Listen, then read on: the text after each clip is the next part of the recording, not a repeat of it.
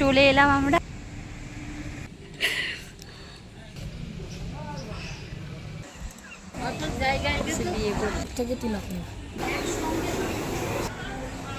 জলের নিচে মহেশ্বর, পুণ্যতীর্থ জলেশ্বর।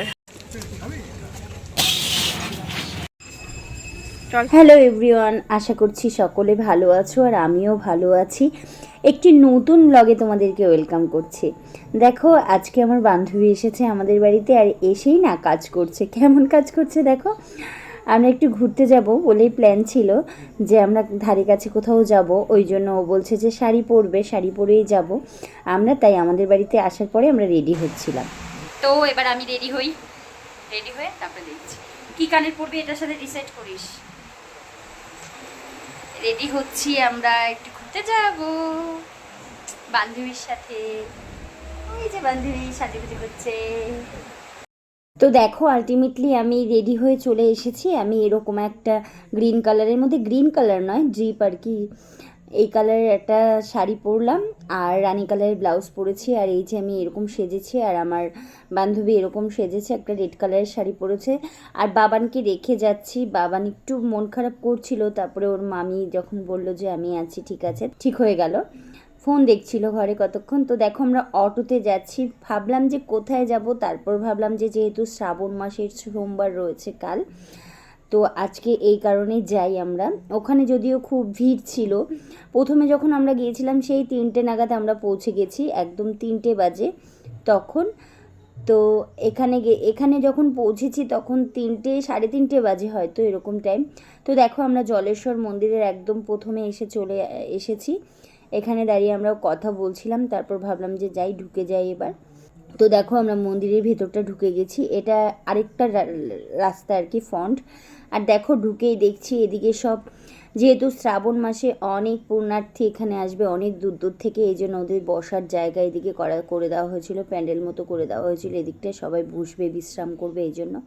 আর দেখো, দূর থেকে জলেশ্বর মন্দিরের চূড়োটাও দেখা যাচ্ছে, কি ভালো লাগছে। এখানে এসে দেখলাম যে মেলা হচ্ছে, 1 মাস ব্যাপী এখানে মেলা হয়। অনেক দোকান বসেনি, কালকের মধ্যে বসে যাবে, রাতের মধ্যে। তো আমরা প্রথমে পুকুরে গিয়েছিলাম, গিয়ে পুকুর থেকে একটু জল গায়ে আর কি ছিটিয়ে নিয়েছি আর কি। তো এসে দেখলাম যেহেতু 3:30 মতো বাজে, মন্দির এখনও খোলেনি, কারণ কালকে পুজোর আয়োজন রয়েছে বলে আজকে মন্দির খোলেনি, বলছে 4-4:30 সময় খুলবে। তো ওই কারণে আমরা একটু বসেছিলাম, ভাবলাম একটু ভিডিও করি, চারিপাশটা তোমাদের সাথে একটু শেয়ার করি। দেখো, দূরে দেখা যাচ্ছে মাঠটা, ওই মাঠটায় মেলাটা বসেছিল। আমরা সবটা ঘুরে ঘুরে ভিডিও করছি তোমাদের সাথে, একবারে সবার লাস্টে শেয়ার করব, আগে আমরা ভিডিও করে নিই। আজকে প্রথম দিকে বৃষ্টি হয়েছে, আর এই শেষবেলার দিকে এত রোদ উঠেছে। পুকুর পাড়ে এসেছি, রোদে দাঁড়াতে পারছি না। দেখো, আমি ঘুমটা মাথা দিয়ে দাঁড়িয়েছি, আমার বান্ধবী আবার এটা ভিডিও করছিল। আর দেখো, এটা হচ্ছে নন্দীদেব, এটা হচ্ছে জলেশ্বর মন্দিরের সামনেই আর কি এই ঠাকুরটা রাখা রয়েছে। কথিত আছে যে এই মন্দিরের এখানে নাকি এই নন্দীদেবের কাছে কানে কানে যদি কিছু বলা হয়, সেটা নাকি নন্দীদেব পৌঁছে দেয় বাবা ভোলেনাথের কাছে, সেইটা মনস্কামনা পূরণ হয়। তো সেই কথাটা আমি জানতাম না, যদিও এত বছরেও জানতাম না আমি। তো আমার বান্ধবীর কাছ থেকে জানলাম, আর এখানকার অনেকের কাছ থেকে জানলাম, পরে আমিও সেটা আর কি করলাম, যে দেখি আমার মনস্কামনাও পূরণ হয় কি না। ওই জন্য আমি একটু নমস্কার করে কানে কানে নন্দীদেবের কাছে আমার মনের কথা বললাম। তো দেখো, আমরা 2 বান্ধবী মিলে উঠছি মন্দিরের উদ্দেশ্যে।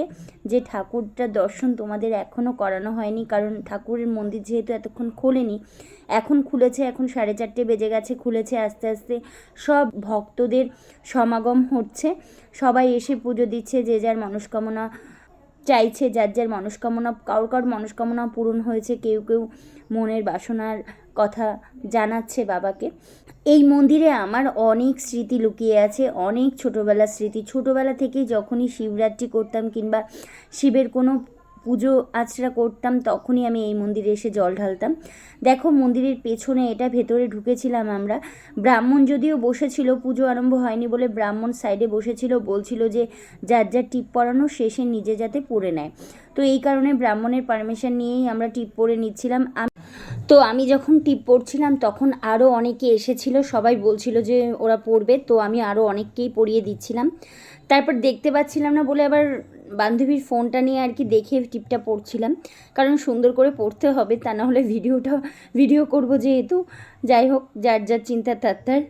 তো দেখো এই যে বটগাছ, এই গাছের নিচে দেখো কত কত ইট বাঁধা রয়েছে, যার যার মনের বাসনা যাতে পূরণ হয় এই ভেবে ওরা এই লাল সুতো দিয়ে এখানে ইট বেঁধেছে। তো দেখো আমার বান্ধবীরও অনেক মনস্কামনা আছে, ওগুলো যাতে পূরণ হয়, ওই কারণে ও বাঁধবে বলে, ঢিল বাঁধবে বলে আর কি মন স্থির করেছে। তো আমি বললাম যে ঠিক আছে করো, তোমার মনের বাসনা যাতে পূরণ হয়। বাবা ভোলেনাথ সবার মনের বাসনা পূরণ করে। আর যেহেতু এই জলেশ্বর মন্দির পুণ্যতীর্থ মহেশ্বর, এই মন্দির জলেশ্বর মন্দির খুবই জাগ্রত।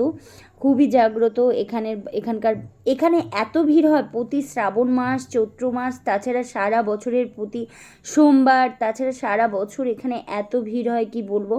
আর এদিকটায় চলছিল মেলা, এদিকে মেলা চলছিল বলে আমরা আবার এদিকে এসেছি যে মেলাটাও তোমাদের সাথে শেয়ার করি। 1 মাস ব্যাপী এখানে মেলাটা চলবে, এই শ্রাবণ মাসের 1 মাস ব্যাপী। আর প্রতি সোমবারে তো আরও সারা দিন রাত সারাক্ষণই থাকে আর কি। আর অন্যান্য দিন মনে হয় বিকেলের পর থেকে খোলে আর কি মেলার দোকানপাটগুলো। তো দেখো এই পাশে জিলেপির দোকান রয়েছে, ফুচকা, আইসক্রিম, ভুট্টা, নানা রকম বাচ্চাদের খেলনা, অনেক দোকান রয়েছে। আমরা ঘুরে ঘুরে দেখছিলাম, যদিও মেলায় আমরা সেরকম কিছুই কিনিনি, জাস্ট খেয়েছিলাম আমরা।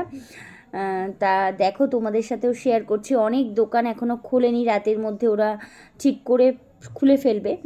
তো তারপর দেখলাম হঠাৎ করেই যে একটা ছেলের বিয়ে হবে আর কি এখানে, তো বর বউ সব আর কি যাচ্ছিলো। এই মন্দিরে অনেক বিয়ে হয় এই মন্দিরে। তো আমি আবার ভিডিও করছিলাম, এই যে বউটা লজ্জা পাচ্ছিল, তারপরে ভিডিওটা আর করলাম না, যেহেতু লজ্জা পাচ্ছে, কাউকে লজ্জা দিয়ে ভিডিও করে তো লাভ নেই। কোথায় এবার দিয়ে যাও, আমরা ভিডিও করছিলাম তো আচ্ছা খুশি আসবো আমার থেকে তিলক বলে। দেখো এই যে ছোট বাচ্চা ছেলেটা, সবাইকে তিলক পরিয়ে দিচ্ছিল জলেশ্বর মন্দিরে, খুবই মায়া লাগছে। বেশি বয়স না, 6-এ পড়ে, নগরুকা স্কুলেই পড়ে।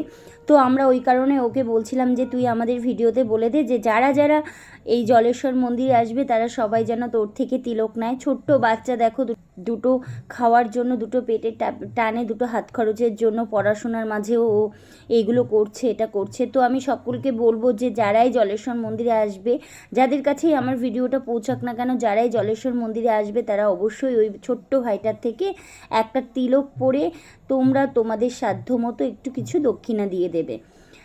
তো দেখো তারপর আমরা চলে এলাম মেলার এই দিকটায়, ভাবলাম ঘোরাঘুরি অনেক কিছুই হলো, কিছু খাই। তো ওই কারণে একটু ফুচকা খেলাম, যদিও নিরামিষ ফুচকা খেয়েছি, কারণ নিরামিষ ছিল আমাদের, এই জন্য নিরামিষ ফুচকা খেয়েছিলাম। আর এদিকে ভুট্টা খেয়েছিলাম। ভুট্টা যেই দাদুটা বানাচ্ছিল, এই দাদুটাকে দেখেও খুব মায়া লাগছিল, খুব খারাপ লাগছিল। দাদুটা কত বয়স হয়ে গেছে, এখনও এসব করছে। তো দেখো আমরা খাচ্ছি। তো বলবো যারা যারা জলেশ্বর মন্দিরে আসবে, ঘুরে যাবে। আমার ব্লগটা আমি এখানেই শেষ করব, কেমন লাগে জানিও প্লিজ। সকলে ভালো থেকো, সুস্থ থেকো, টাটা।